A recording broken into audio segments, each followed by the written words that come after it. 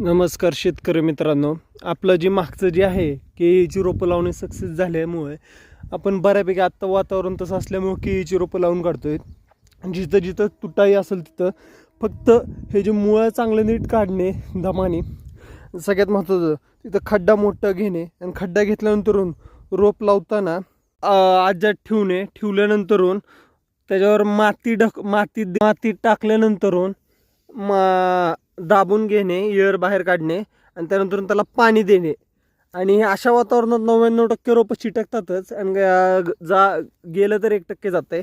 आणि खून करणे, आता तुम्ही बघू शकता एवढं मोठं रोप व्हायला एक किमान 2 ते 3 महिने लागते. आता 3 महिन्याच्या पुढं लागते. पण आता आपण हीच पिल्लू काढून लावलंय, मग ह्याला एक 10-15 दिवस पकडा चिटकायला.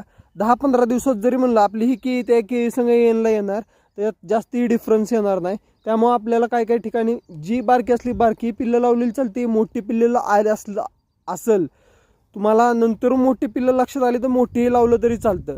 तसं काही नाही, पिल्लं लावणं महत्त्वाचं आहे. शक्यतो ऊन असल्यानं लावणे आणि ढगाळ वातावरणातच लावावे आणि 101% सक्सेस होईल. आणि बाजूला असं ताग वगैरे असेल तरच.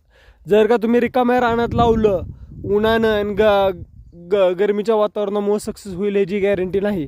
आता तुम्ही बघू शकता मी इथं जी तागात उभा आहे तिथं बऱ्यापैकी पुरेपूर गारवा आहे. त्यामुळं मला काय असं ही जाणवत नाही की आपल्याला इथं उन्हाचा जास्ती भास होणार, म्हणजे ऊन जास्ती लागून रोपं ही मरताल.